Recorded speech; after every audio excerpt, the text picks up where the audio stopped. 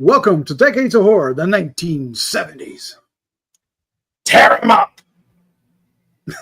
This is episode 244, recorded June 18th, 2025.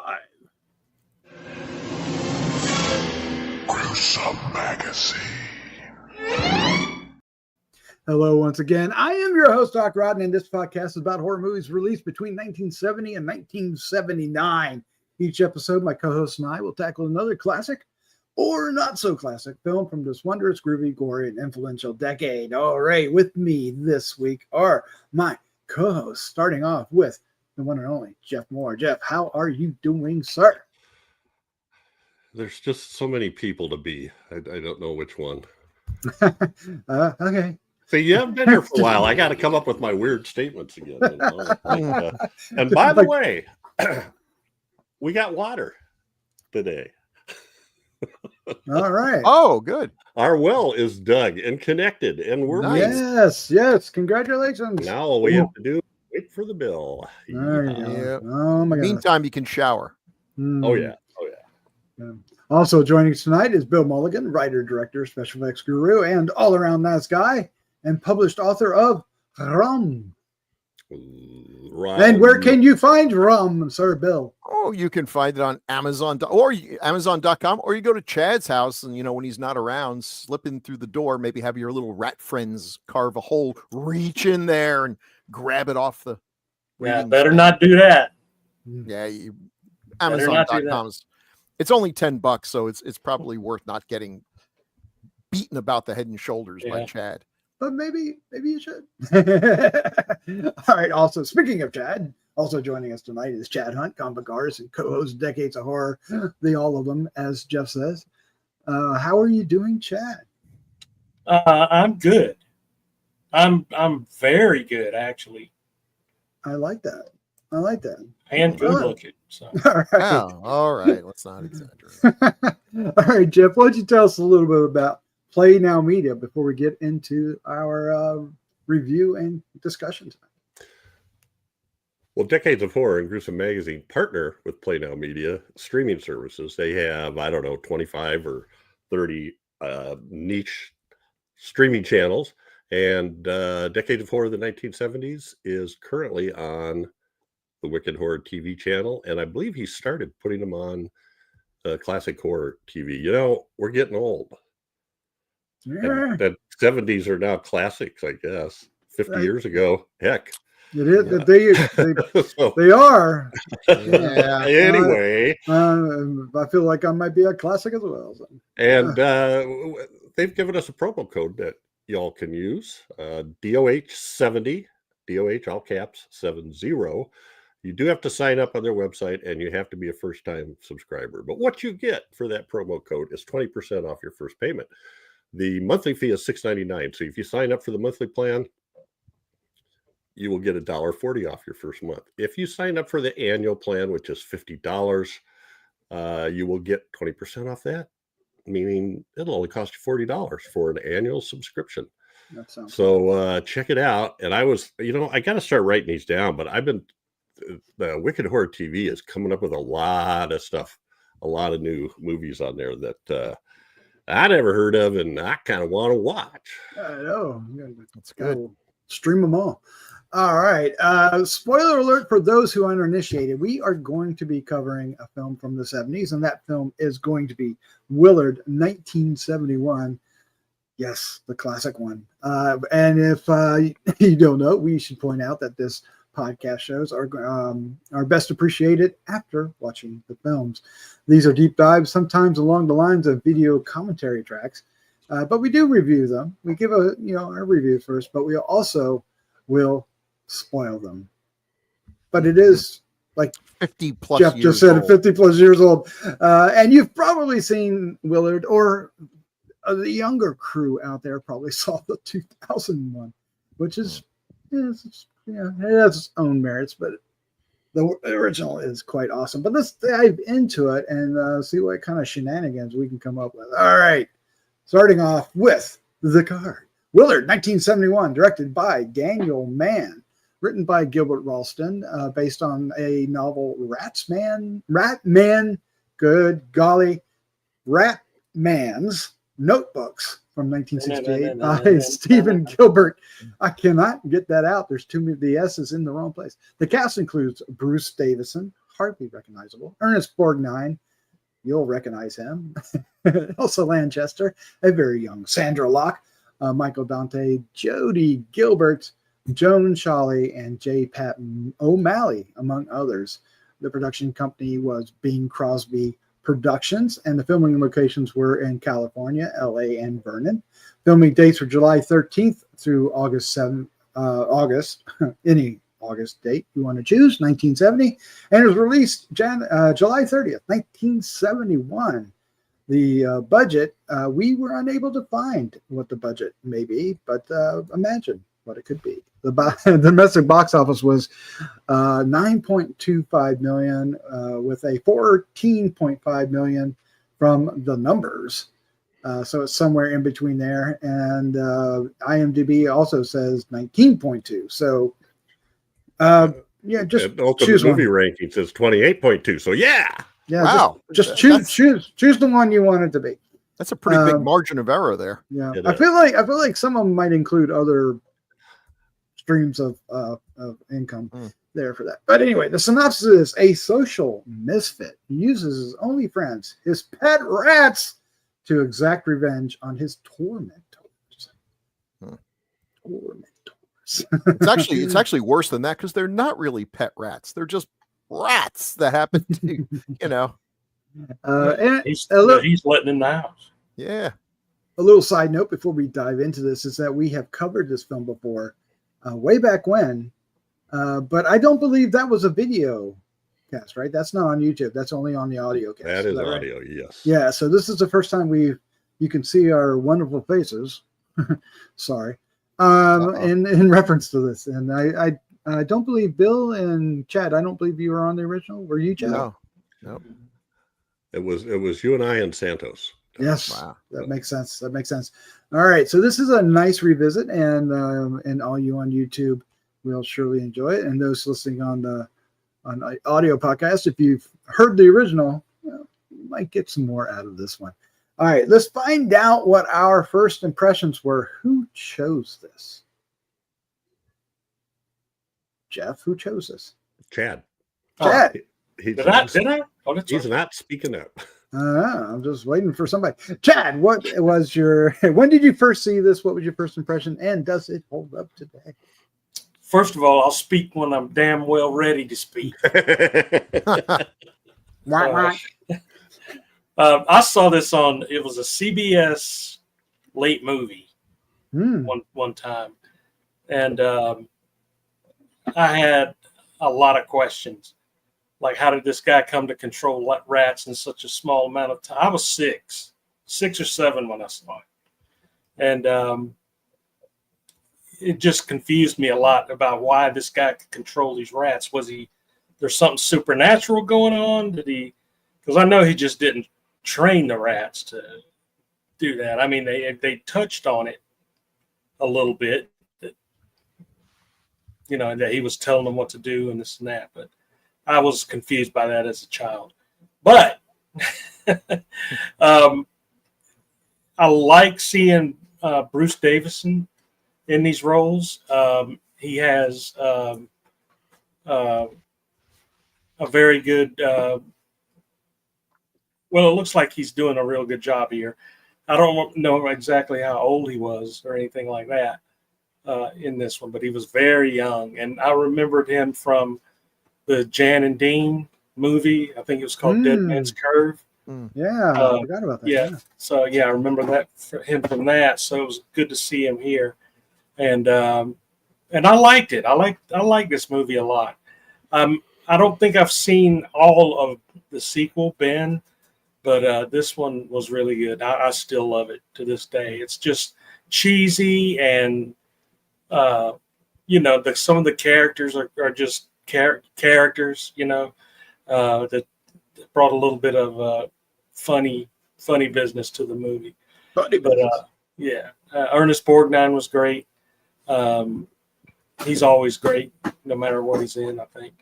And I love it. Still love it to this day. Absolutely. So it's good to watch it. Excellent. Well, let's go with Bill Mulligan. Bill, how you doing? When did you first see this? What was your first impression, and does it hold up today? This brings back some cool memories because I saw this at the drive-in with my family. Yeah, I don't know what else was on. I have this weird feeling that it was the Hot Rock or something. They would just make these inappropriate double features that had nothing in common with each other. But yeah, I really liked it, and I still really like it. It holds up. It's very much of its time. I remember watching it as a kid and thinking, this is one of those movies that made me terrified at the prospect of having to grow up and get a job. I think this movie and Bewitched, because it's always like these guys, these poor schlubs, they're working at these jobs. They have these hateful bosses who are either stealing their credit or trying to fire them. It looks miserable. Dang, I didn't want to grow up. Thanks to things like this. Ernest Borgnine is so hateful, but he's so Ernest Borgnine, you can't help but find him lovable. But he's got to die. It's cool. It didn't really bug me much about how he could train the rats. Maybe you could do that. I mean, who's ever tried? And I guess a part of it is rats don't bother me in the least. I was saying this before. If one of them, if I looked over right now and there was one on the floor, I would be very upset because it would mean that my cats are a bunch of freeloaders that are not upholding their end of this bargain. But in and of themselves, rats are not really all that repulsive. I mean, I don't want them around. They spread disease. They killed a third of Europe. I mean, they're whatever. But I have a lot of friends who keep them as pets and everything. If you're in New York, it's a different story. Oh, so New York City. Okay, check this out. So I took my daughters to New York. When I was a kid, my uncle would take us to the Staten Island Zoo. We'd buy some Planters peanuts. We'd step on them. It was a ritual. And then we would feed the pigeons, which are basically winged rats. Probably filthier than any rat is. So I said, we're going to do this in honor of my late uncle. And we went to do this, and we're feeding, and there were squirrels coming out. And also my daughter says, that's a big squirrel. And it was a big squirrel, a big fat squirrel with a big long pink tail. It was a rat. The rats were chasing away the pigeons. And I'm like, wow, New York has really gone downhill. Yep. They're like the size of raccoons. Yeah. But this is fun. It's a cool, simple story. It's well told. Sandra Locke is actually very normal and attractive in this. It's got some character actors that do their job well.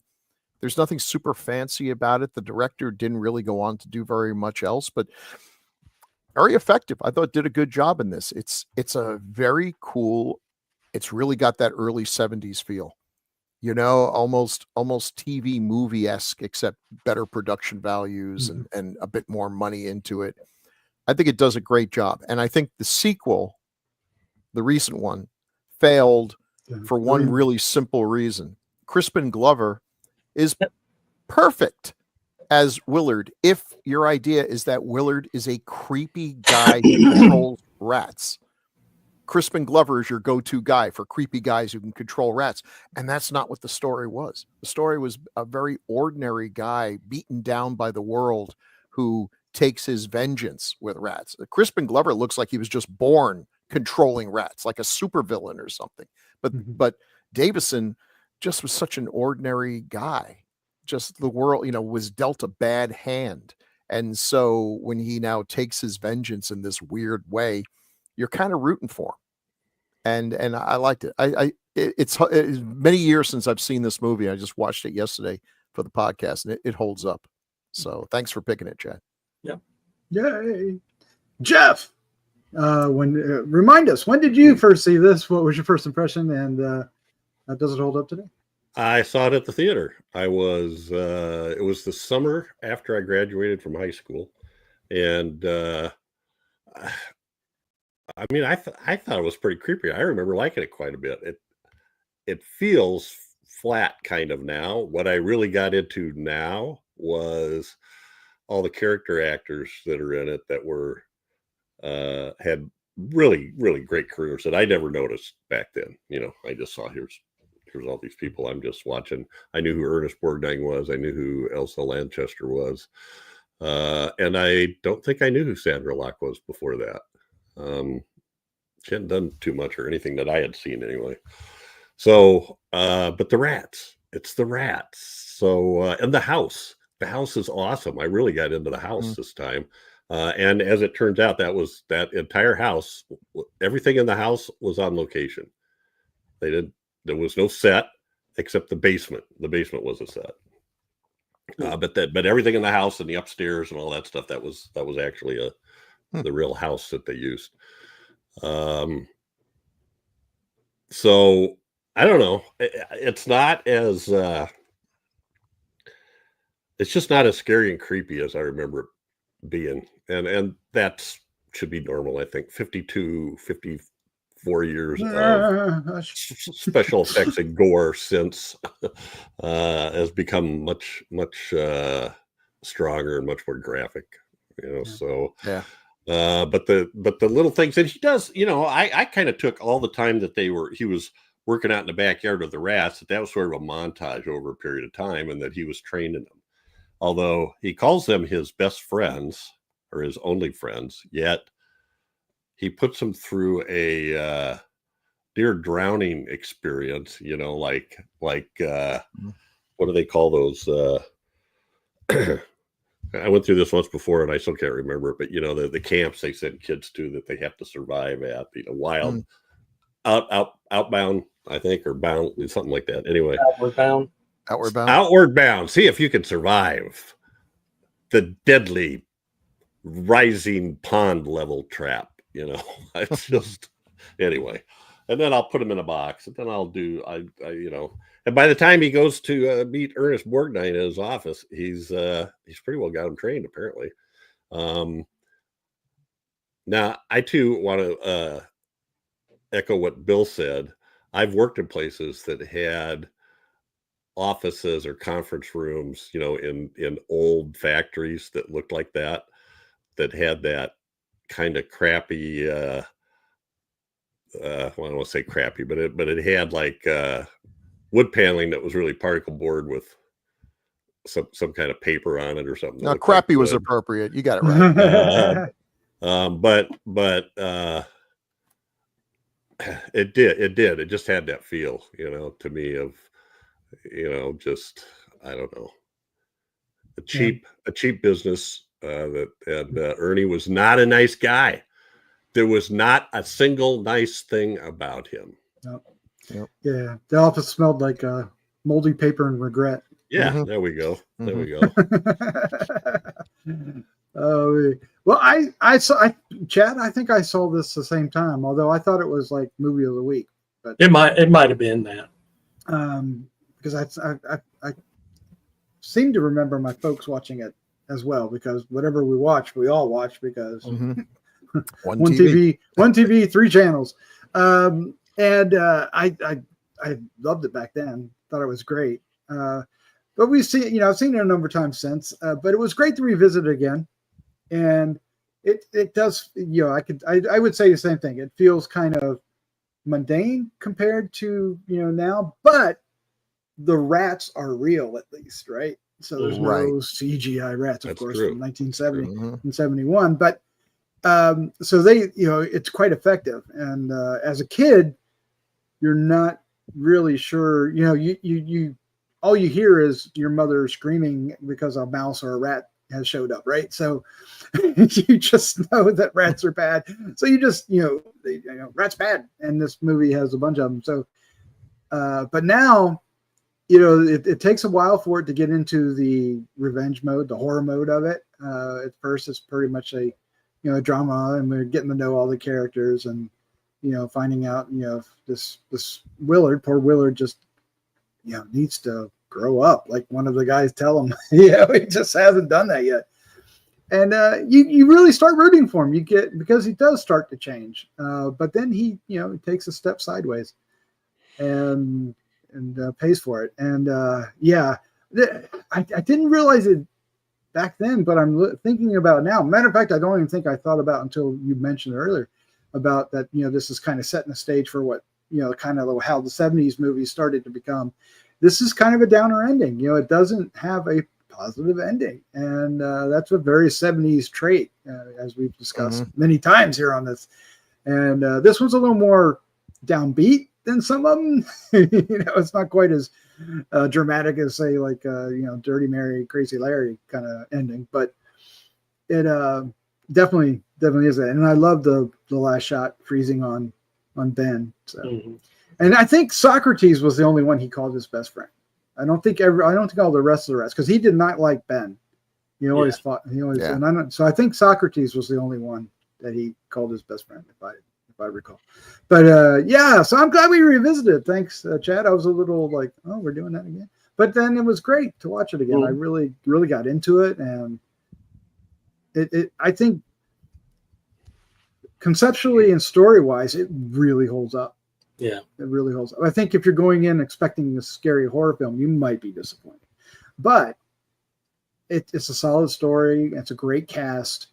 And there's a few surprises, like you said, especially if you've been following us for years. There's a lot of people that we've talked about already before in this movie, and that's always fun to catch up with them again. So, yeah, happy. It was a good time. Good time. I would recommend people checking it out if you can find it. Sometimes it's streaming, and sometimes it's not. It's one of the ones that kind of bounces off and on streaming services quite a bit. I think where is it? I don't think is it streaming anywhere now, or did you? It is. Oh, I think it's streaming several places. I think I saw it on Tubi. Was it on Tubi? So I actually have the Blu-ray. So go figure. It's on Canopy, Plex, Prime, and Peacock. Plex is what I watch it on. Yeah, that's right. And Tubi.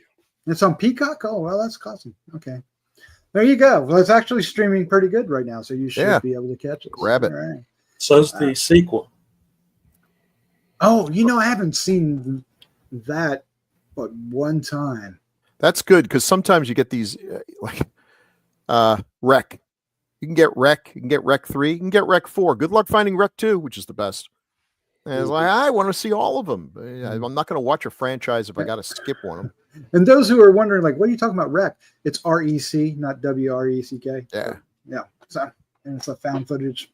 You can watch them all if you have the box set from there. Yeah, absolutely. Yeah. Absolutely. So you have to call up your friend Jeff and say, hey, I like the first one, I think. And that's actually one of the few ones that I actually like the American remake, now that we're way off subject. Okay. Yes. And then, of course, they made a sequel. And I think the most thing that you would note about the sequel is the theme song from Michael Jackson. Right. I hated it so much that I don't think if I've ever saw that movie, I eliminated it from my mind. Oh, Did you really? Okay. Is it that bad? I don't know. I don't remember a thing about it. I don't think the song was solely because of the music. I just hated that song. We'll have to do the sequel, but I got bad news. You got to sit through it twice. One the Michael Jackson version, and one the version by the protagonist, who's a young kid who starts like composing the song on the piano. This is from memory, but I think I'm right. I hated that song. They played it to death. Oh my God. They would. What, Ben? Yeah. That song that was just on permanent rotation. Yeah, I remember actually liking it as a kid. But anyway, let's move on. Jeff, help me out with this. What is happening now with Sir Chad? Well, we got this thing we do called Taglines with Chad, as played by Chad his own self. Thank you very much. There's a bunch of them too. Oh wow, look at these. Better limber up those vocal cords. Me. Yeah. Sunday, teamed up to tear them up. Double featured for the curious and the courageous. Willard and Ben. There's no Sunday in that, you Gilbert. Don't believe everything Chad says. Funny cars. But it's hard to tell the difference, though, because the stuff in the actual taglines is sometimes pretty bombastic, just as unrelated. Probably. Willard is the one movie you should not see alone. Why? That's the one I remember. Yeah. Watch. Hold my beer. Where your nightmares end, Willard begins. Bum, bum, bum. Okay. And this is already in here, isn't it? This is the one movie you should not see alone. You just skipped one. This is Will. Okay. This is Willard and his best friend, Ben. Ben will do anything for Willard. Anything. Anything. Just ask his mama. That was the proper accent there, too. Yeah. Okay, this is the one movie you should not see alone. Didn't I read that one already? Yeah, the only difference is Willard and this. Yeah. And I actually took another one out that was like that. But anyway, Anything to just extend the torture, eh, Jeff? Yeah. It makes Hitchcock's The Birds look like a stroll through the park. No, it doesn't. Yeah. Bold statement. Maybe Birds too. A mother learns of her son's strange powers of rats. In some other movie, but not this one. There wasn't in this one. That's bizarre. Rats. So, and that's been Taglines with Chad. Chad's our hero, cool and rad. With him reading taglines, they can't be that bad. You know, That was the only thing that saved that segment. this is one of those things where it's really about the thing you're afraid of, you know, because we've talked about that before. I don't even have to ask my wife. There's no way in hell that she would ever watch this movie. Yeah, Because my she's wife. afraid Oh my God. If she sees a mouse, it sends her into shivers, you know, that she doesn't recover from for like 15 minutes. Like it's crazy. So a rat, oh my God. Anyway, thanks, Chad. Yeah, Sure. That's absolutely true. I mean, it's just there are things that don't belong here. I had one of my stupid cats actually did drop a still living traumatized mouse on my head whilst I slept. Nice. That was a fine howdy do. That was a little flailing about and That was a Blood flex. and bones and stuff. Hey, Yeah. you see what I do for you around here while you're asleep? Oh my goodness. You All think right. this stuff just happens, right? yeah. I got to rip it limb from limb first. Bill says, I haven't seen mice in the house. The cat's like, you son of... Guess we don't need a cat anymore. It's a dumb mouse that comes into my house. I mean, pure balls. I'll bet. Especially a big warning sign behind your head. Yeah, I mean, come Oh on. my God. All right, let's take a look at some of the posters that do not have cats. Although there is a cat in the movie, briefly. Yeah. All right, there's the one I think we all have seen. Mhm. Nice, Yep. interesting color design down at the bottom. With the black line. Yeah. So let's go. I don't know what's going on with Ben there. He looks like he's Yeah, that's just a strange. seen a ghost or something. It looks angelic, like, you know. Who? Ben? Oh no, I mean Willard. And, Willard and, does, yeah. and Well, Ben there's so doesn't many. look so much like a rat, more like he does look like a I go, what? like a demon. A demon. Whoever drew that has never actually seen a rat.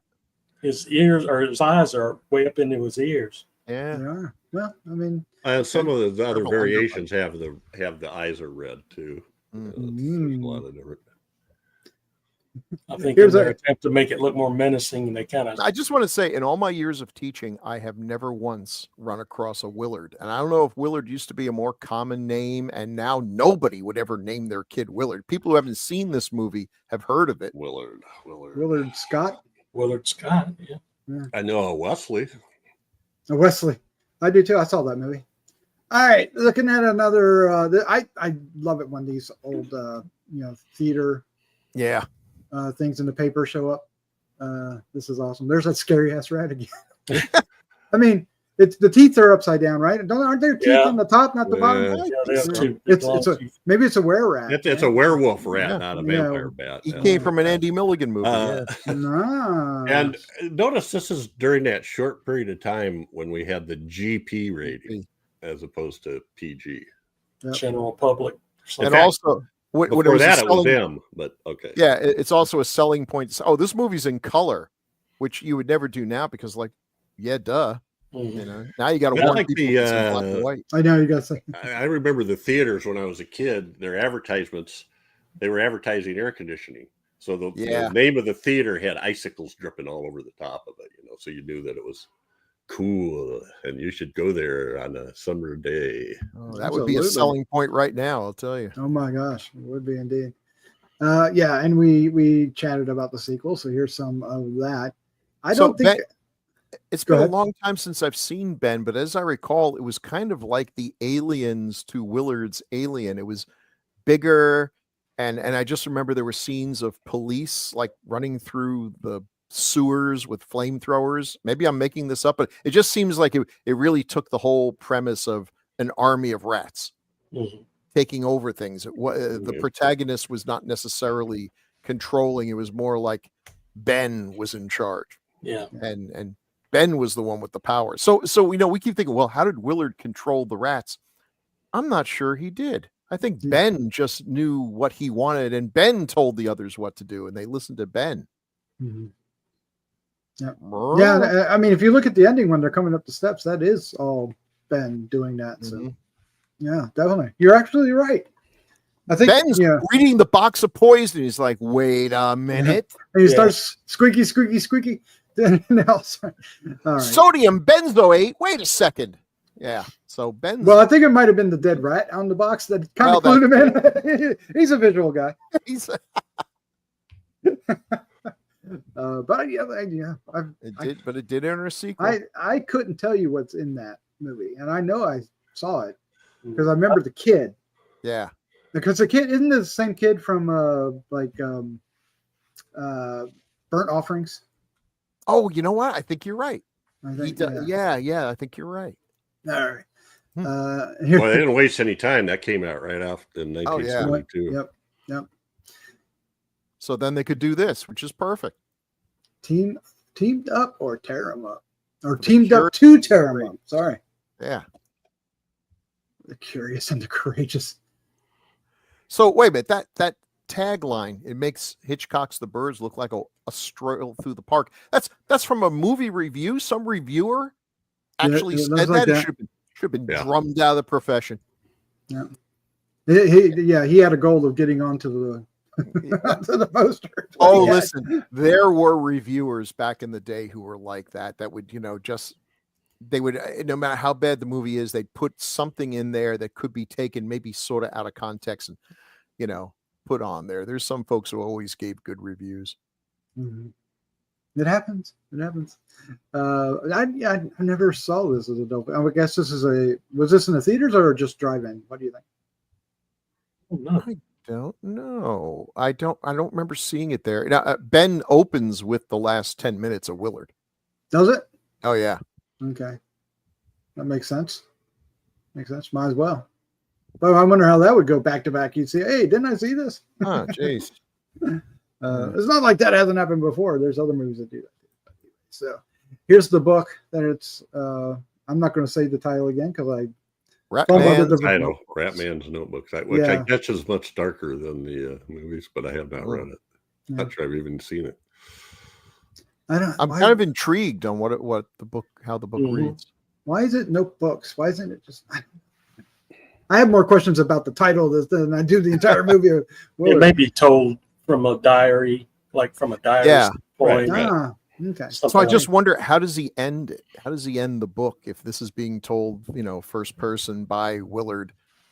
And now the rats are eating me. No, so I just wonder if they went for something subtle, like he's hearing them scratching at the door as he's furiously trying to write his last few, and then it just sort of ends in the middle of a word. That's how I would do it. Thanks for all the research everybody did on this book. Nobody knows how this book goes. All right, great. Oh goodness. Here are whatever you do, don't ... Yeah. Blood. Like Monty Python, the Holy Grail. Arg. Yeah, so well, he wouldn't write that down. Before we jump onto the writer, I just, the director actually was a pretty well-known director in the 50s. He directed like 7 Oscar-nominated roles, and 3 women won Oscars that he directed. Elizabeth Taylor for Butterfield 8, and Susan Hayward for I Want to Live? Yes. Well, is that it? The one where she dies in the gas chamber? Spoiler alert. No, it's gosh darn it. I've heard the title "Come Back, Little Sheba." Yeah, that's What is one with Shirley Booth. Okay. That was nominated for that, where she's kind of a dowdy housewife, and Hazel? yeah, and her husband is trying to keep her. I'll Cry Tomorrow. That was the one. Is that what you said, Bill? No. Okay. I totally don't. This one's about an alcoholic actress. So he made serious dramas and somehow got roped into doing this. Yeah, and after this made Matilda. Wait, The the one about the boxing kangaroo? kangaroo. Oh my God. What happened to this guy's I career? don't know. Bruce, I mean, at least Ben made money. Bruce Davison was very complimentary of him. He said he was a great Yeah. director, really fun, but he just kept yelling at him to go bigger, bigger, bigger. Bigger, bigger. Anyway, Need to be bigger. Yeah. our man Flint. Oh. too. What? All right. Fine figure exercise. I don't want to know what that is. Yikes. All right. Chad can tell you. Check it out. Yeah. Oh dear God. All right. Fine. Yeah. Spit Fine. take. Oh, but also, I'm sorry. One of the goofiest things, it almost rivals the Mickey Rooney one. I don't remember what the movie is. Is it Tiffany's? Breakfast at Tiffany's. Tea House of the August Moon, where Marlon Brando plays an Asian. Yeah. Anyway, Not great. back in the day. You could get away with stuff like that, but All right. So we are. I guess we're moving on to the writer, and the writer is Gilbert Ralston, and we're talking about the screenplay writer, not the book writer. So he did Ben, which makes sense. I mean, if Willard did well, so let's do Ben. He was one of the, I think, first people to develop or creator of Wild Wild West, which was kind of a cool show. Nice. And he did one. Now, this is a movie. We could almost do this, even though it is not supernatural. The Hunting Party is one of those really 1970s gore, unpleasant westerns. It's got a great cast. Reed. Yeah, Oliver Reed, Gene Hackman, and Candice Bergen. Oliver Reed is a desperado who kidnaps Candy Bergen, who's the abused wife of Gene Hackman, who's an expert marksman and a real creep, and he hunts them down. It is so gory. A double feature with Soldier Blue would just be a perfect feel-bad double feature for the 70s. It's not a great movie, but it's entertaining and really bloody, way bloodier than Willard. So I was interested to see that there. And he, it looks like he did write an episode of Star Trek. Who Mourns Adonis, was it? Who Mourns for Adonis? Oh, wow.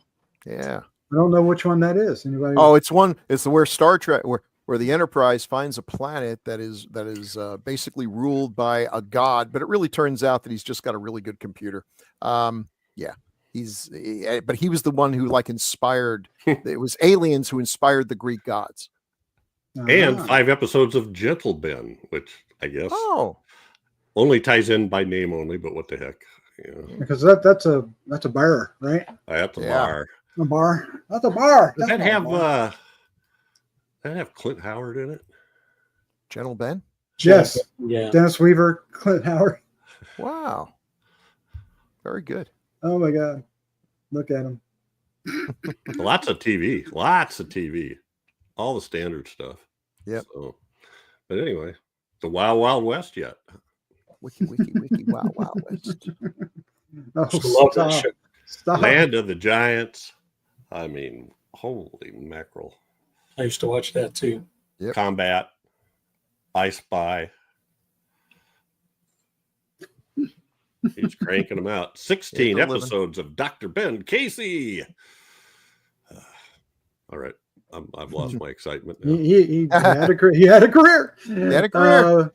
Bruce Davison. As Willard. That's our title character. Yeah, very young. I think he's perfect for this role at this time. He is, isn't he? Yeah. I think he's 24 during filming. He looks like he's 15. Yeah. I know, I thought so too. I thought he said something in the commentary about 19 years old, but not according to his bio.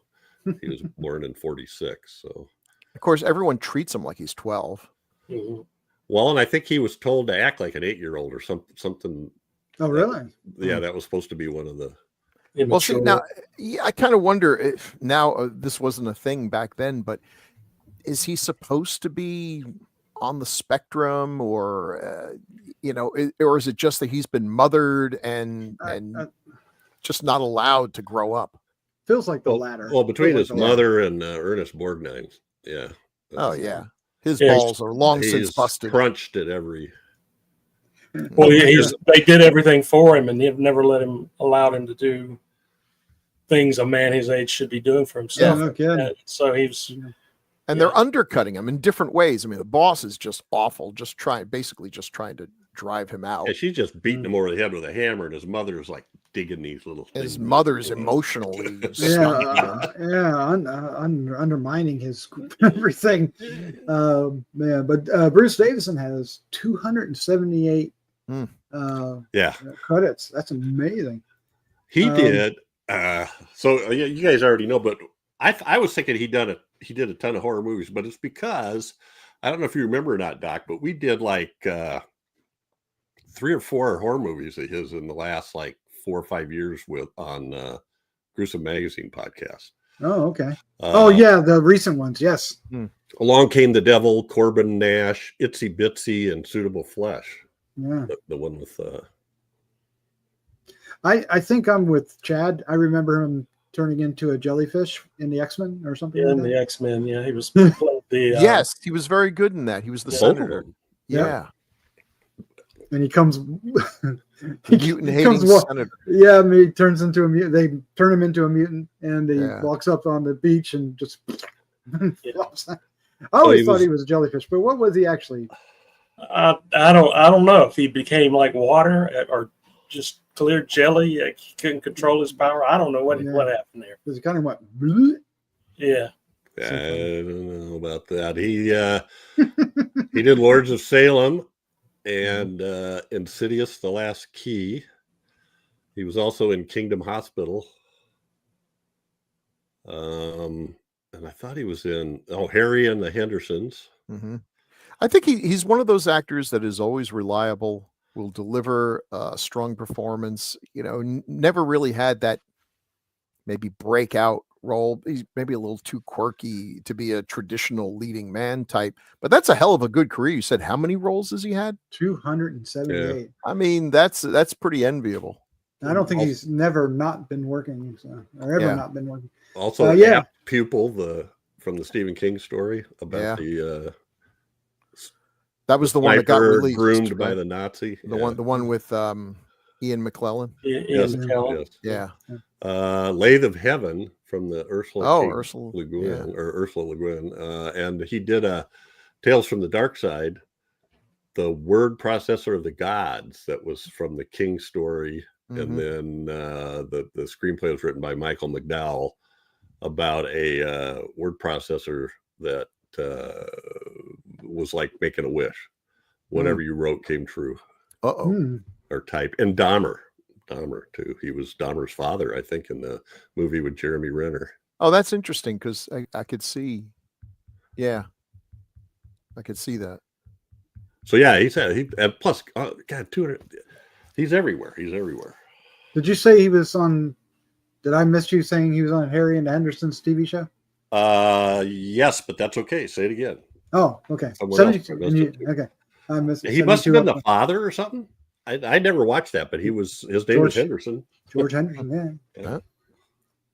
I'm sorry, I was digging. I totally missed that. Yep, I do. But I always seem to. He was kind of he's kind of the character actor that feels like he's not just a character actor. You know what I mean? Right. He feels like he brings really something to a role. Right. Like there's just there's an essence to his characters and stuff. Yeah, his like stronger. The role that probably people remember him left for, the senator in X-Men. Right. He's a bad guy. He's the bad guy, but he lets you see from his point of view, he's not a bad guy. He sees a threat, and he's right.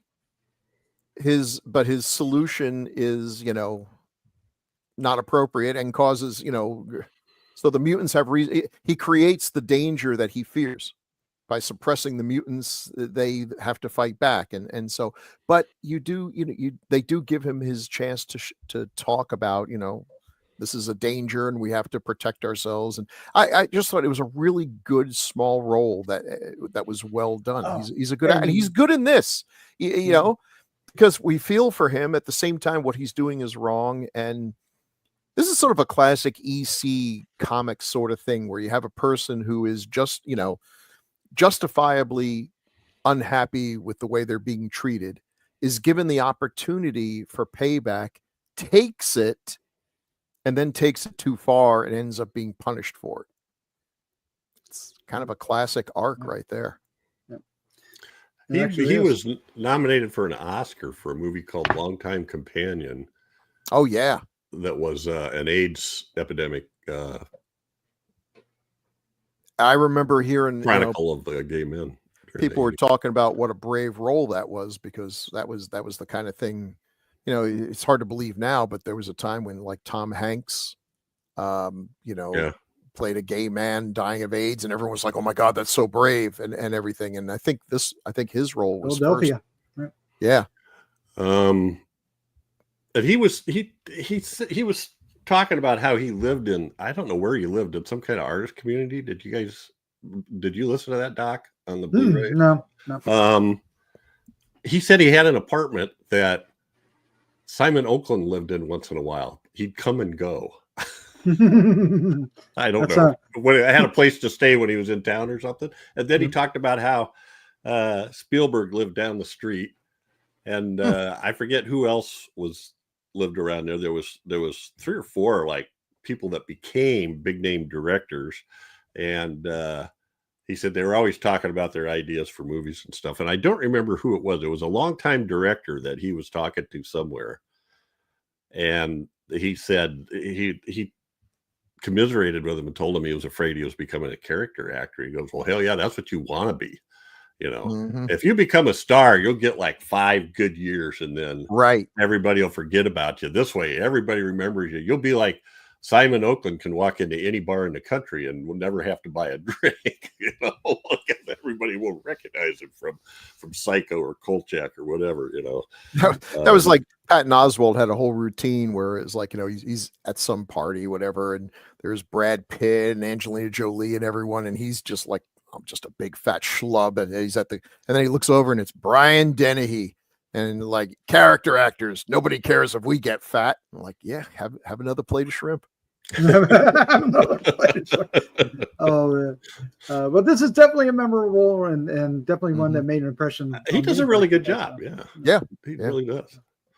And then of course there's the one and only Ernest Borgnine, who has 210 career before he passed, and many of the younger audiences probably remember him from SpongeBob SquarePants.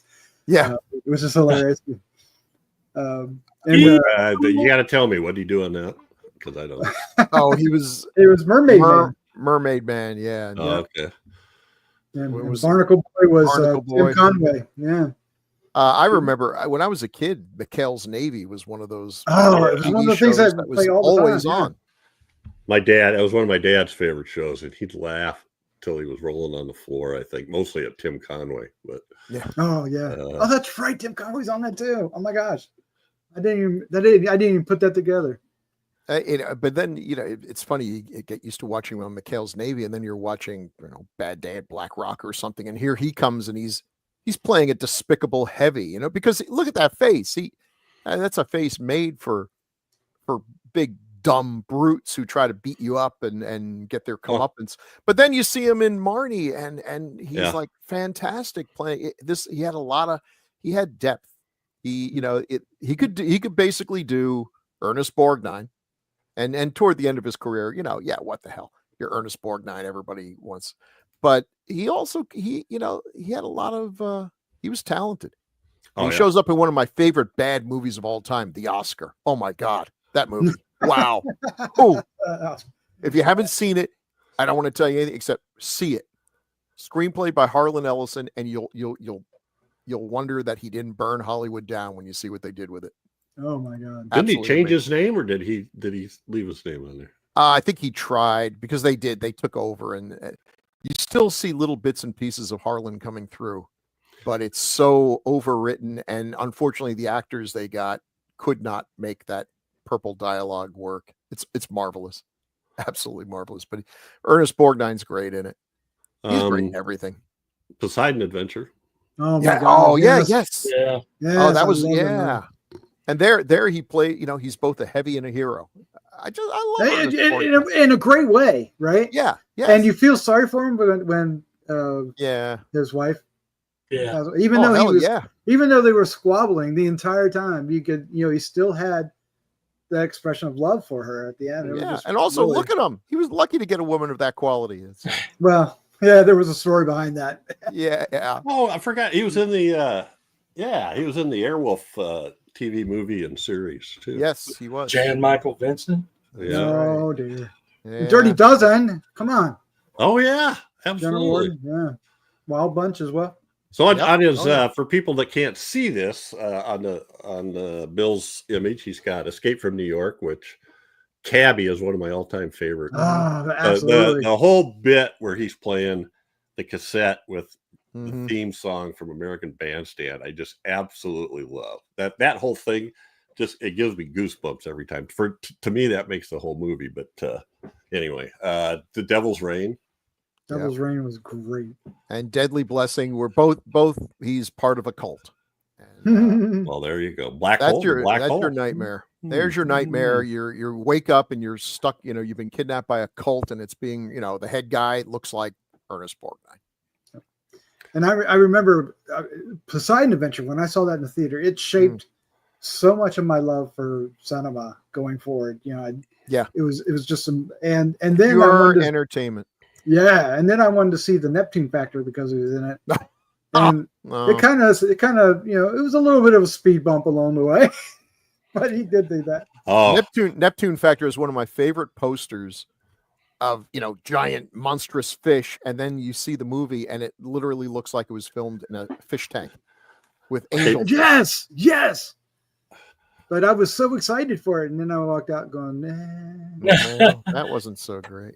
he's also in that Jesus of Nazareth miniseries that I thought was fantastic back in '77. I don't know if you guys watched that. Was he the centurion? Yes. Oh, perfect. That's And I don't know if this is last or not, but Emperor of the North. yeah. Wow, that's That's great. There's another more recent movie. He has a small role, but a good role in a movie called Gattaca. And if you like well-written science fiction, definitely seek out Gattaca. And we Yeah, keep well, speaking of science fiction, we keep bringing this up because we keep doing character actors that are from this movie. But Hanny Calder, once again, he's Yes. one of the outlaws with Strother Martin and Jack Elam. Yep. oh man, I thought you were going to go with the sci-fi thing and mention The Black Hole, which is a movie we have to do. We got to do. We've the had Black it Hole. requested several times. Yes.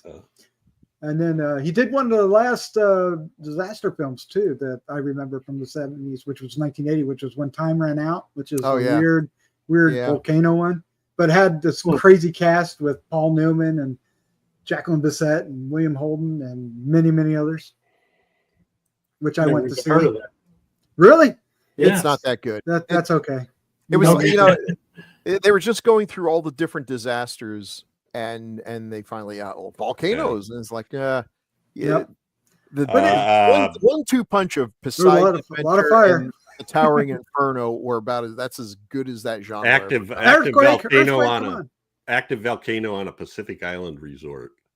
Yeah. And James Franciscus, Edward Albert, Red Buttons. It's all the Red same Buttons. people. Jiminy Christmas. It's Alex the same Karras, people. It's just- Burgess Meredith.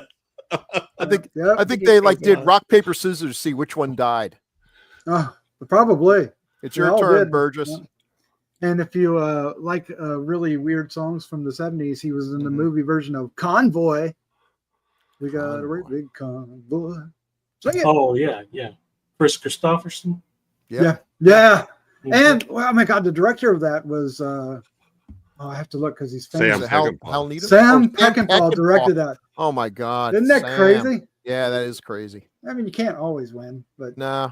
I don't know. I kind of want to watch that movie again because it's been a long time. Yeah. So we got the Oscar for Marty. I think we mentioned Yeah. Marty, didn't Yep. we? Did we mention the Oscar? That's just so incredibly he just all through. That was one of my dad's favorites. He would do the whole, "What do you want to do, Marty? I don't know. What do you want to do?"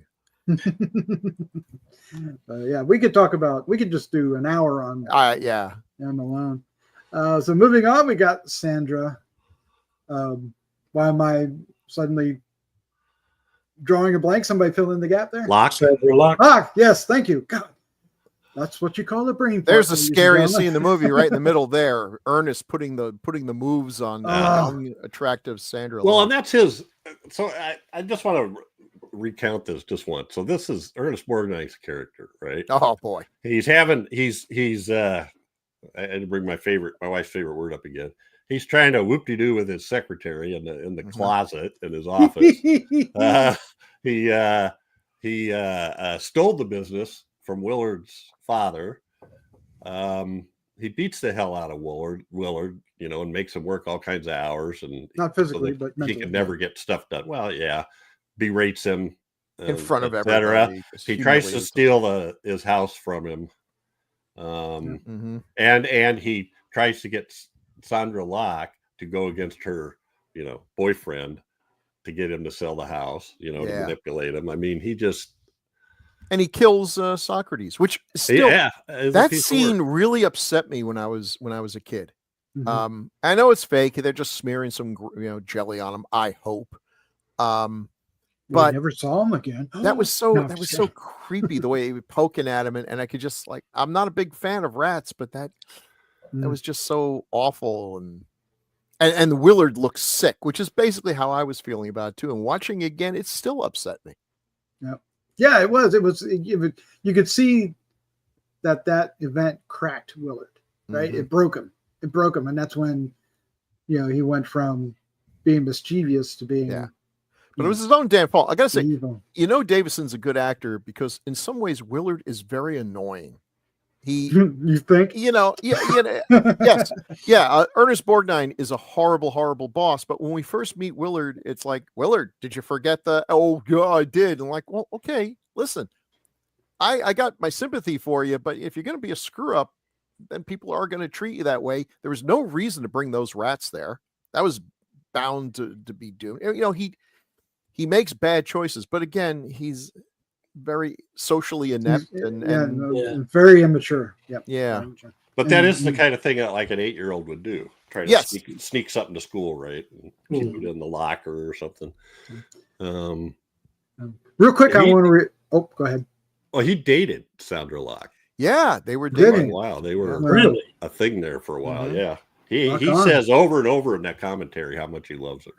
Yeah. Mm. She's very good in this. And I every time I think of Sondra Locke, I think creepy eyes, scary dame. Yeah, but she doesn't in have the this creepy eyes here. Yeah. No, she's very likable and normal. And her story is just such a sad one. Her real life story. Mm. With a lot of different layers. I mean, it's not just cut and dry. Clint Eastwood treated her absolutely abominably. I think anyone would agree with that. But there was also Except for Clint Eastwood.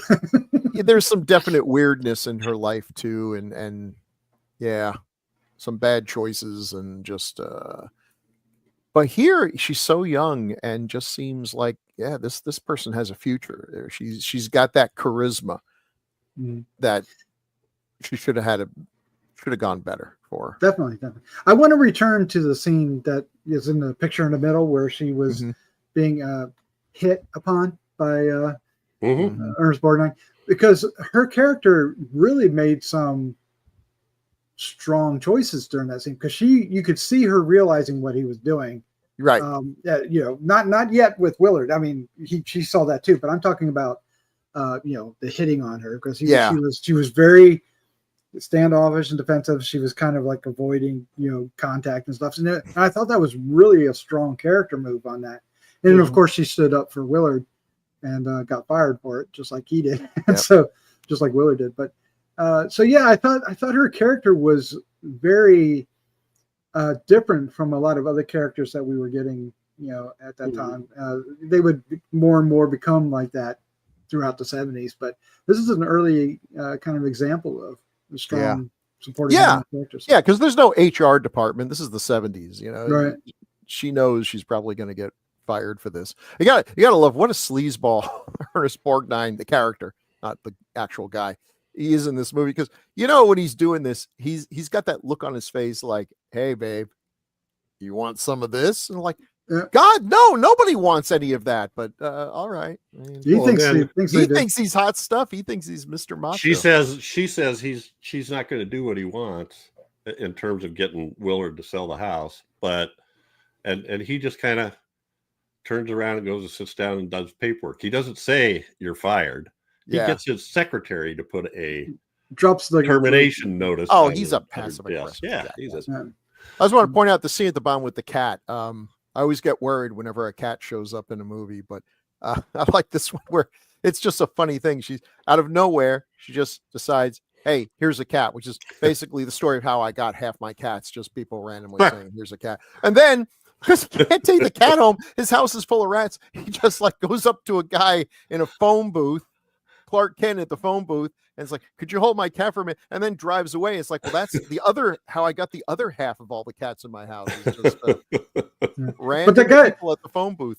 But that guy's expression on that scene, it's just so fun. It's actually a funny scene. It is a funny scene. Yeah. She didn't connect with, it looks to me like her first movie with Eastwood is The Outlaw Josie Wales. Yeah. In 76. So, and I don't know how long that lasted, maybe 10 years. It's such a weird story if you look it up, because the crazy thing is she was married the whole time to someone else. She got married probably before this movie and stayed married to this guy for 30 years or more, but it was never consummated. And so I don't know how she must have had the greatest lawyer ever that she was actually able to win a palimony suit with the guy she was living with, even though she was married to someone else. But it's a strange Hollywood story. I think I have another panel with her movies. I believe the Blu-ray came out in 2016. I forget exactly, but he says on there that I saw her the other day. And she died in 2018. Yeah. Anyway, there was something going on too where he was supposed to be, that they started a studio together and he was supposed to be financing some scripts that she wrote and he never did, or I don't remember what all. It was just all.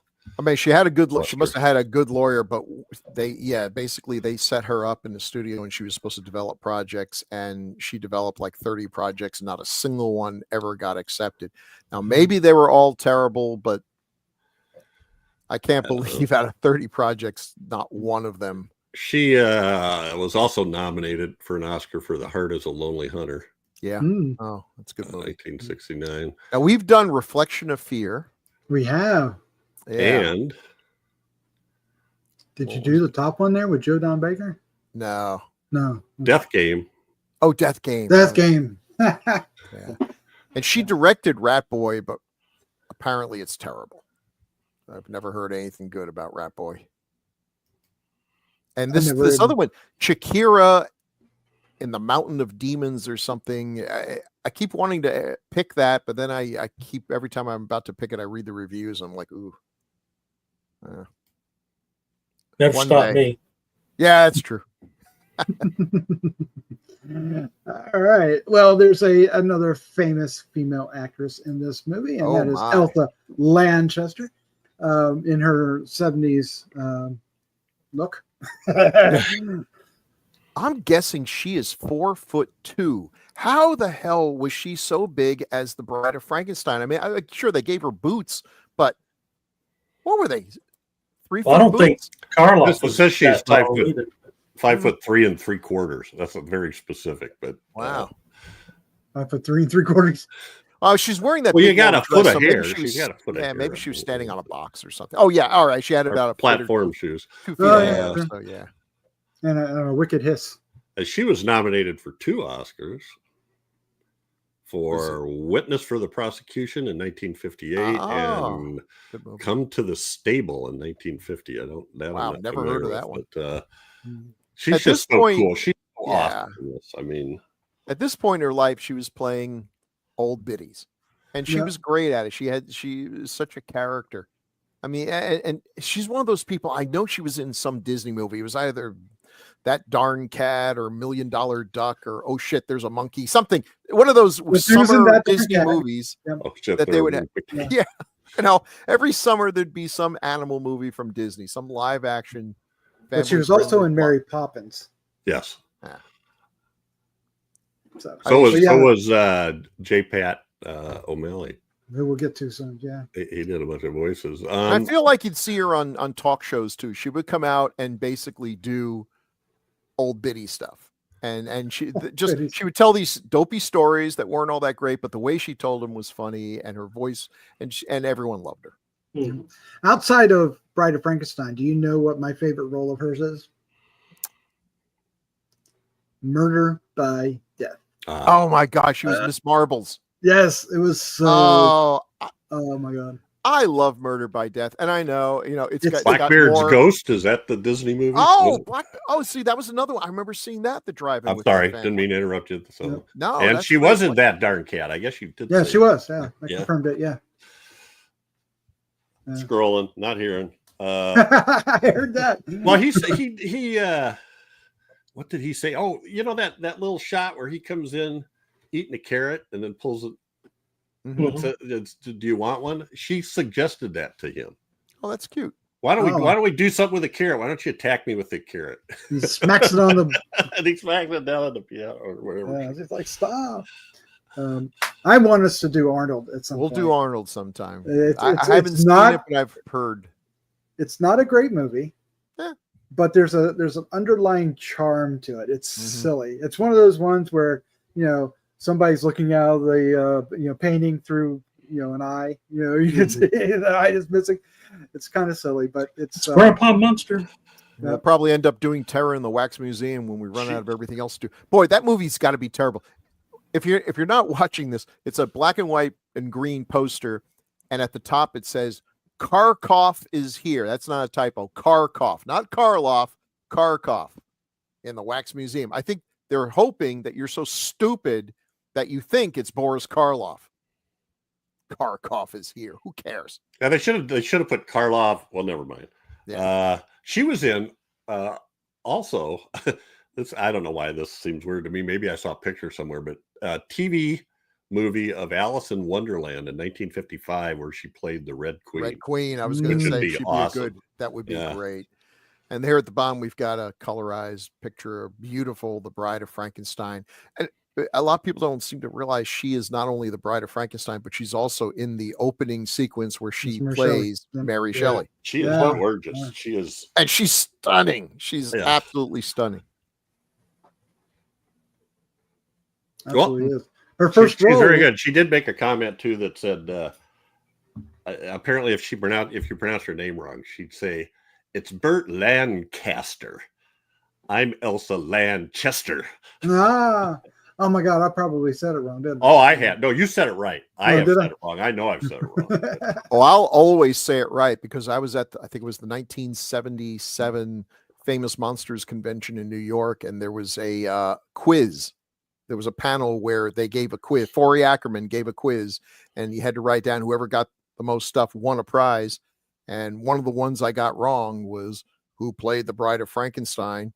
And then there was some argument about, did we mean the monster or because we're a bunch of nerds. And I wrote down Elsa Lancaster. And did 90% of everyone else out there. And he was very quick to inform us we were all wrong. You will not take that, would he? Nope. Not Forey. Oh, man. Well, someday Arnold will be on this. All right. Jody Gilbert is the next one who, I'm not going to say what I said pre-show. We'll leave that off. But Jeff, I'm going to let you take over for this because you have a lot to say about her. Well, I wasn't thinking about it when I saw her. Her hairdo was different than she does in almost any other movie. But as soon as she started talking, I recognized that voice as the woman in Butch Cassidy and the Sundance Kid that when Butch and Sundance stopped the train to blow it up, and they're talking to Woodcock, who's inside with the door locked with the safe. This woman comes off the train and starts yelling, "What are we doing?" You know, she's just bellowing. It's an awesome scene leading up to that whole train car getting blown up. But I recognized that voice, and so I had to go look it up and find her. And yes, she is that old woman in that scene. She's also in this picture in the left middle. She plays Batman character in a 2-show Joker sequence called Pop Goes the Joker and Flop Goes the Joker. Oh, geez. They do such great things there. And this is gonna kill. Oh, the woman on the right is in A House by the River, I think, the Fritz Lang movie. Very severe looking. Yeah, is that W.C. Fields on the bottom? It is. Never give a sucker an even break, and all you have to do is look up W.C. Fields' diner skit or scene, and you get this scene where she's the waitress in the diner, and he comes in and she treats him like crap, you know, and she's whatever he orders, she leans over. What's that, Chad? I love when he threw his hat to hang his hat on the. Yeah, right. That was hilarious. It's just hilarious. He throws his hat to the hat tree, and it just kind of floats around. Like a flying saucer or something. Kids today don't know W.C. Fields from anyone, but I gotta say, if you're not familiar, look up his stuff. Yes, it's old, but dang, is it funny. So she comes out, gives him a menu, and I think she's pouring him a glass of water and is wiping the table off at the same time. So of course the water and the ice goes all over him, and he says something about thanks for the cold shower. And, I think the ice went down his pants because he was reaching in his pants pulling out blocks of ice. And he's looking at the menu, and every time he'll say something about the steak. Is the steak New York cut? And she reaches over, crosses it off, and then what about this? And she reaches over, then she crosses like 6 things off, and he goes, well, I guess I'll have the ham and eggs. And she reaches over and draws a little short line, and he goes, oh, okay, well then just the eggs.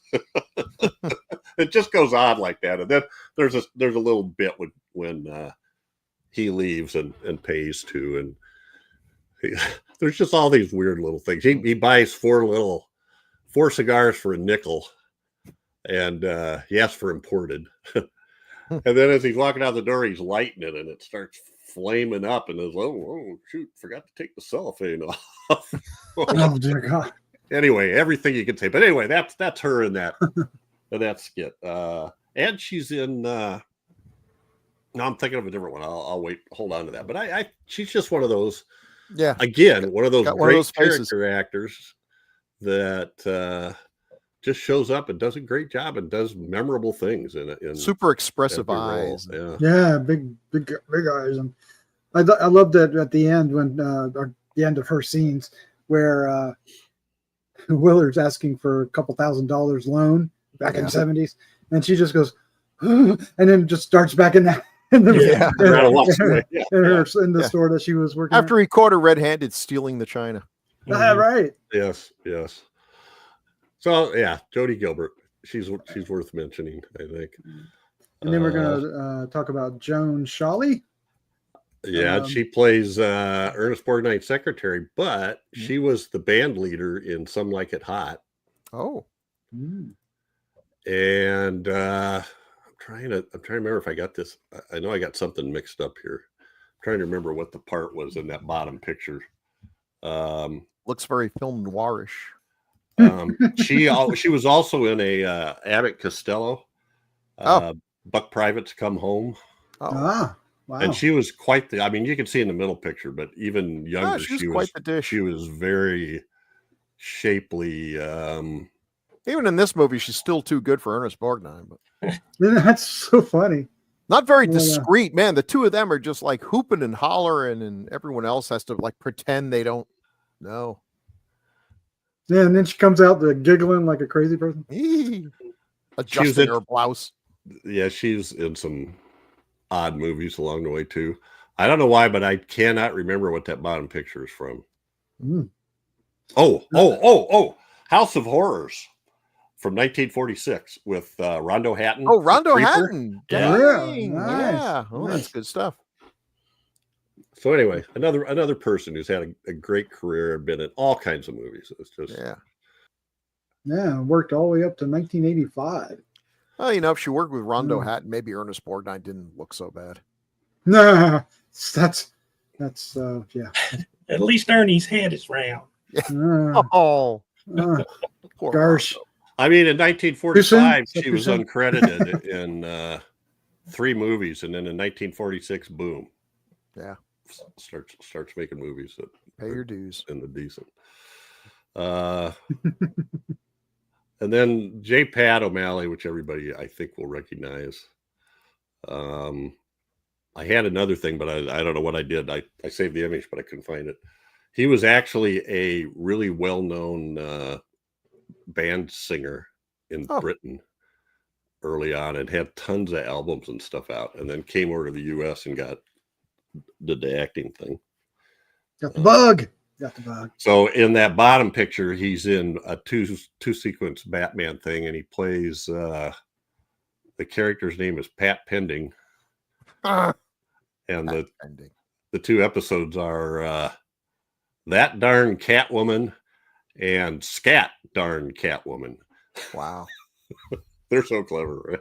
This guy, I mean, I don't have his IMDb pulled up, but I just have a feeling that is the face in any Disney or Disney type movie. He's going to be the head, the guy who owns the bank, college professor. You know, he's the stuffy authority figure. Yeah. Bamboozled by the wacky hijinks of whatever is going on with. And he did lots of voices for animation. So it's Disney too. Alice in Wonderland, 101 Dalmatians, The Jungle Book, Adventures of Ichabod, Crane. And he was also in the thing I was trying to find a picture of is he was in the Kolchak episode, The Zombie. He played the gravedigger in the cemetery where Kolchak's going to check out where the empty graves are there and stuff. That was one of our favorites. So yeah, he had 246 credits. Well done. He was in did you say Mary Poppins? Did you say Mary Poppins? Yeah, and did multiple voices. Yeah. Please Don't Eat the Daisies. That was a TV show, not the movie. Yeah. Okay. F Troop. Oh, he was in F Troop. We don't talk about F Troop much. We should. There's so many actors did an episode of F Troop. If you guys just talk amongst yourselves for a minute. I don't know if F Troop gets shown anymore because all the Indians were played by Jewish guys. So stop. It's true. Oh my. Yeah, I mean he basically did, an episode of this, episode that throughout the 70s, all the shows that, Ironside, Gunsmoke, Banachek, Mannix, Adam 12, you name it. He's got one of those classic character actor faces. Yeah. You see him in enough stuff, you say, "Hey, I know that guy." And a voice. I just found the image I was looking for. You'll be surprised. You won't even be able to tell. It's him. La-di-da. 246 credits. Wow. 246 credits. That is amazing. And you recognize him, right? He's definitely seen in him something, right?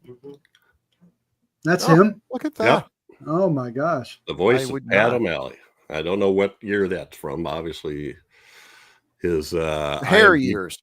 Yeah, the hair years. His IMDb credits go back to 1941. So I don't know if it's pre that, but I think he was fairly worked on Broadway as well.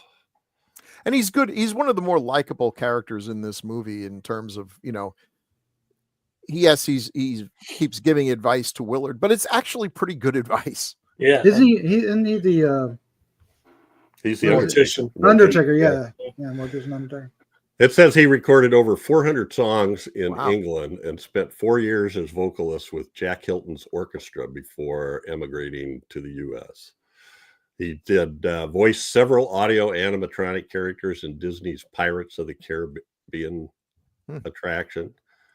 The original voice of the pirate dunking the magistrate in the well. added the J to the front of his name because of the other actor named Pat O'Malley. So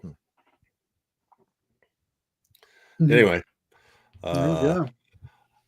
great fun guy, and it just had this little bitty part. There was another woman in this that I thought I had pictures of her, but I don't know what happened to him. Her name was Almira Sessions. If you saw her, you would recognize her right away in the movie. Oh, there it is. I just didn't upload it. This will be really quick because I really don't know much about her, but I'm sure you should recognize her. She was one of the women at his birthday party, one of his mother's friends, the one with the tall hat sitting closest to the camera on the left. But that shot on the bottom is her as part of the apartment house dwellers in Rosemary's Baby. She's the one on the far right. Look at that.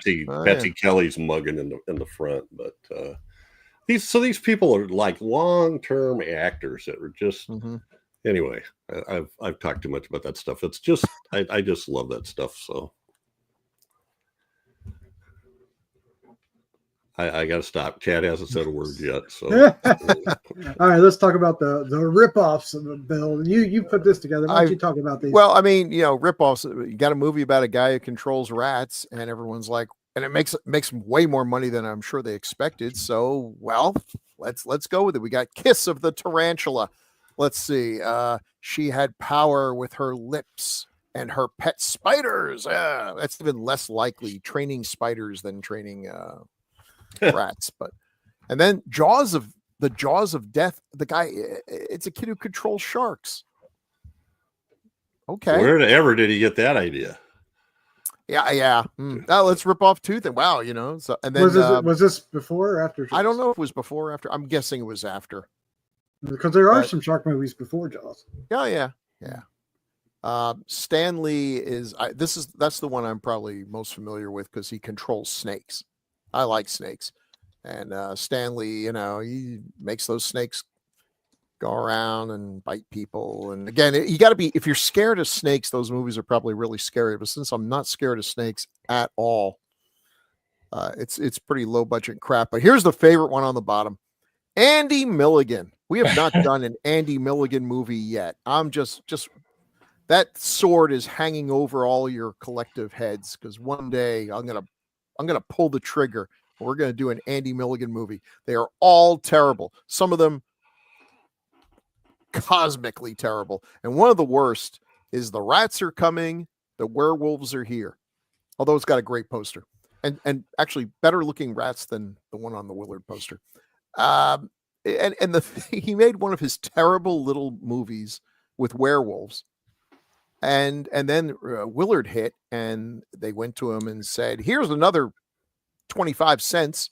Shoot some more scenes." That's about it. I mean, they gave him nothing for his movies. 25 cents. Yeah, and so they shot a bunch of rat stuff or collected some rat footage and randomly stuck it in there, and called it "The Rats Are Coming, The Werewolves Are Here." Go on YouTube and watch The Coming Attraction. It's terrible. The trailer is terrible and gives you a perfect sense of what the movie is like. We talked about him the other day, and probably because when we were doing Werewolf in London, but so I started scrolling through his movies looking for the highest rated ones in IMDb, and I'm absolutely wrong. That is not the highest rated one. That one gets a 3.5. But believe it or not, you could watch it right now. Not only could you watch it on Tubi, you could watch it on Shudder. Yeah. Wow. If you're going to watch this movie, my advice is turn off all the lights and see if you can get the street lights to turn off too, because these movies are so badly shot you can barely tell what's going on. Street lights too. So. Oh man. And then turn off the TV and go to bed. Save yourself the agony of an Andy Mulligan movie. I would argue he is a true artist because his movies, if you watch any of them, or God help your soul, all of them, the ones that still exist, you see a worldview, you see an artistic vision, you see the soul of this artist who did virtually everything, wrote, produced, directed, everything, cinematography. He was bad at every single aspect, but he did it all. He's And committed. yes, and you see his worldview. Unfortunately, his worldview is horrific. Oh my God, this guy was a mess. But there you go. Art isn't always pretty. I just scared away Chad. Chad said, "No, run away." Too much Andy Mulligan talk. And it's Mulligan, not Mulligan. No relation. Thank God. Have you seen Nightbirds? I have not, and I'm told that actually this is maybe the tragedy of Andy Mulligan is that his early stuff was actually competent. It has a 6.0 on that on is B. as good as it's going to Now get. there's only 282 ratings, so maybe it's kind of No, Nightbirds is actually, I've seen little bits and pieces of it. It's not bad. This is before he just gave up and just went into, because his movies didn't really, weren't going anywhere and everything, and so he just hacked out for the Michigan boys. Grindhouse trash for ridiculously low prices. Well, yeah, the titles. There's one called the Gutter Trash. The Ghastly Ones, the Filthy Five, Kiss Me, Kiss Me, Kiss Me. That was just recently rediscovered, actually. Okay. Yeah. Severin Films, I think it's Severin, is putting out, they found 2 presumably lost films of his. The Promiscuous Sex. Anyway. Nothing rots your brain faster than an Andy Mulligan movie. All righty.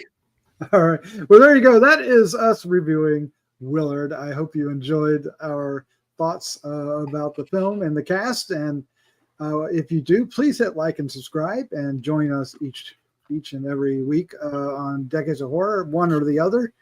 We do 70s, 60s, and the classic era, or 70s, 80s, and the classic era, which is up to the 60s.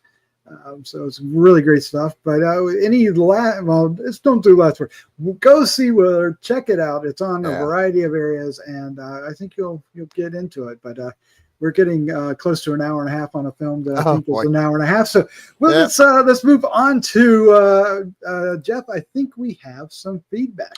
We have a few feedbacks, Bill. What? But Jeff, I just noticed for Demon Witch Child, we have a name but no text. But that's because you're stuck with me telling you something. Oh, okay. Okay. That's just a reminder. So a few episodes ago, Robert Baker did a comment on Demon Witch Child saying how much we bashed it. And I went back and listened to the episode again, and we bashed it pretty good. Because of a lot of it, because of the dubbing and the story was incomprehensible. And he said how he had bought this new version of it from Vinegar Syndrome, and it actually kind of made sense and wasn't too bad now. So I wanted to. I got this too. Oh, is that it? That's on. It's got 3 films: Curse of the Devil, which is Paul Naschy, Demon Witch Child, and the other one is Vampire Night Child, or something? The Vampire's Night Orgy. Oh, Vampire's Night Orgy, yeah. By Klimkovsky, something like that. I've seen the name before, I just don't remember. But anyway, I did watch Demon Witch Child, and it has one of the tracks is you listen to Italian, and you see the subtitles are actual translations, and it actually makes more sense. It doesn't seem near as bad. I could follow it the whole way, as opposed to dubbing with try the match lips, dubbing. But that's something that's available out there, and I don't think it was too bad for 3 movies. Congratulations, Robert. You managed to do something that's really difficult to do. Get Jeff to buy a Blu-ray. Look what you made me do, Robert. All right. And speaking of Robert, episode 239, Phantasm. Chad, would you take this one from Robert Baker? This is one of my favorite movies of all time. I saw it when I was very young, and somehow it all made sense to my young mind. Isn't that strange? Yes, Robert. So sad that Reggie Bannister is so sick nowadays. I once knew someone who became a mortician because of this movie. And every Halloween, he used to play Phantasm in the funeral home. Oh, cheers. Oh, wow. I don't know if I would have had the intestinal fortitude to do something like that. Oh, no. Especially if you had a loved one that just died and you showed up at the funeral. Yeah. No, they're playing that. Yeah. Start throwing silver paint. Thanks, Robert. Baseballs. Appreciate it. Then we have a couple on Snake. otherwise known as the Snake movie. Episode 243. First one is from Retro Game Man Dan 79. And I think Doc should take this because I think he read Retro Game Man Dan in the last episode. Okay. Well, excellent. Retro says, I just read some funny trivia in which Starbucks balls were on display while he was swimming, but they had to cover them with bushes, thankfully. You're absolutely right, and we talked about it, and it just looks ridiculous. It's absolutely ridiculous. Although I don't believe we used the phrase Starbucks balls. I think we said that sounds like an old mariner's curse by Starbucks balls.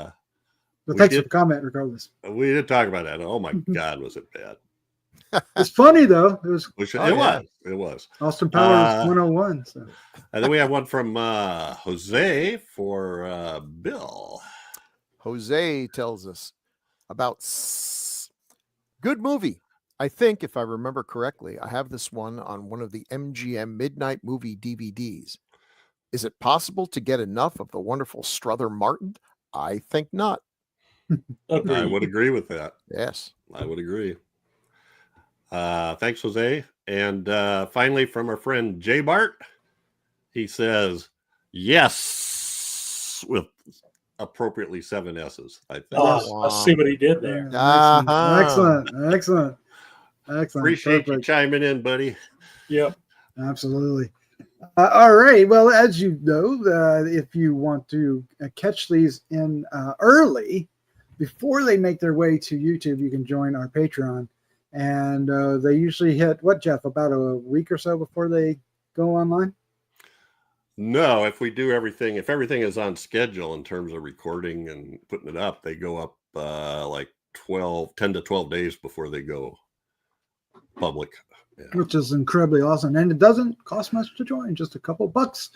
And we also did a full season of, somebody say it. Somebody said Kolchak the Night Stalker. Yes, I thought you all would just like chime in and the ball just hit the floor. Yeah, it doesn't work, Doc. It doesn't at all. I love them, and it just. All right. In 2 weeks, we are back to cover another 70s film. This is going to be, this will match Starbucks balls. Bill has chosen. Well, it's 1974, and visionary director John Borman, with his face in a Tony Montana mountain of cocaine, came up with one of the trippiest, craziest, weirdest, please do not ever cosplayist, but they do ever made. It is the infamous, and yet I realized I had not actually seen it until I just watched it yesterday. All from beginning to end. Zardoz. We're doing it. Yes. Oh, are you making a face? Have you seen it, Chad? Or are you just? Oh, yeah. He says, yeah. Watch it again. I gotta say, I'll save it for when we do this. But I had to watch it when I found out what Zardoz came from, and I was sorely disappointed. First time I watched it, I couldn't watch a James Bond film for the next 20 years. No. Oh my God. I haven't seen it. This is one that I know a lot about, but I haven't seen it. I may be alone on this hill, or it might divide us. I don't know. I got to say, watching this, as I was watching it yesterday with my mouth hanging open much of the time, I was like, this is from 50 years ago? Because this, to me, when I was watching it, it's like, this is like if someone were to make a movie today and satirize the political climate. It's so spot on, it's almost terrifying. I'm not saying future. Yeah, Yeah. almost. I mean, it's got AI, it's got jazz hands, it's got bad fashion, it's a window into the year 2025. It's Oh my gosh. wow, this movie. Yeah. And speaking of cosplay, I've seen people cosplay this at Dragon Well, Con. they should be horsewhipped, unless they're cosplaying as Charlotte Ramblin'. That's we can. No, it was the No, red they ain't outfit. doing. Yeah, right. I know what they're doing. It's actually, this is just one of those things that's just, I'm gobsmacked that the same guy that did Deliverance did this. Although, well, maybe the next. When he's good, he's very, very good, and when he's bad, he's hard, but he's always watchable. Yep. I'm not sure Chad agrees with you, but Nah. When he's good, he's good. When he's extremely high on cocaine, he's not so good. Yeah. I would say Deliverance is a movie we could cover on this. I'd say so. Oh yeah. Yeah, there's some horrible shit in there. Well, this guy was out. He's nominated for 5 Oscars. And one day we will do on the 80s Excalibur. That one's another, one of my favorites. And none of them are Zardoz. John Foreman. Man. All right. Well, there you go. That's our episode for tonight. Thank you for joining us, and we hope you catch another one or many more, actually. We've done gaggles of them over the past 10 years. There are so many of them out there. Check them out. How much is a gaggle? 13. It varies on topic, so it depends on what you're talking about. I mean, well, I know it's the term metric for, gaggle is 10, but the English gaggle. It's like a murder of crows, right? Or What's the raven one? The remembrance of ravens or something? That's just what you call geese, a gaggle of geese. There's no number. There's a whole gaggle of them. All right. With that, I want to thank Jeff, Chad, and Bill for joining me and keeping the ship afloat while I was not here for the past few months. So thank you all so very, very much. I'm glad you're back. Well, I'm glad to be back. It's been long overdue. Thank you all so much for welcoming me back in such with open warm open arms. Yes. Oh, it's my great. man. It's great. And with that, let's say goodnight. Look what you made me do, Robert. Good night, everybody. Want to do it. He didn't want to do it.